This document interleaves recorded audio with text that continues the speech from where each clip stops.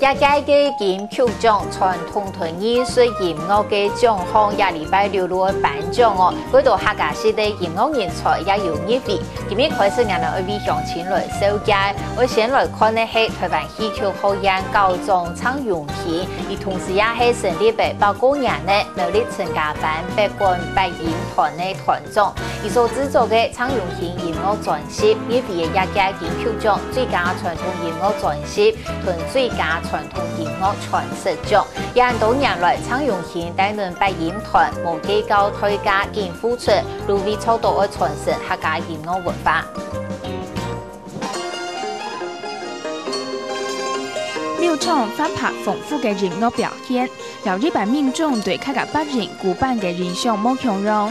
使得到高熱破第三屆民族藝術新產獎嘅苗栗千甲班八官八人團，1987年就受到邀請對國家音樂團表演。在國內除了參加重繞經典以外，也有歐美各國表演。本客家八人將跳擺嘅實用層面，改變到人造韓國結合時代潮流。也嘅八人精神很菜，但是音樂嘅豐富性，基金老頭擺冇強樣。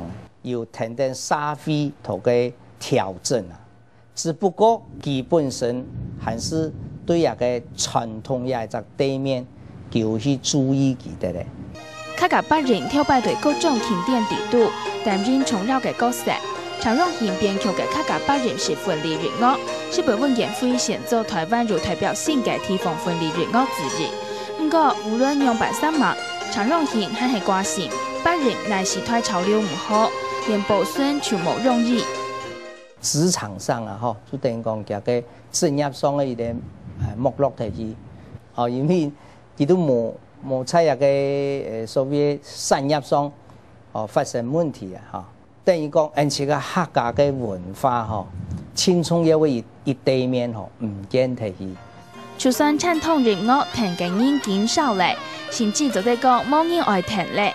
常用型期待政府也做得共同為到保存客家傳統音樂打拼，精通重視音樂嘅教，也會繼續對保留傳統嘅基礎上，兼為客家八人增加新意。客家新聞鍾志偉、周明航特別報道。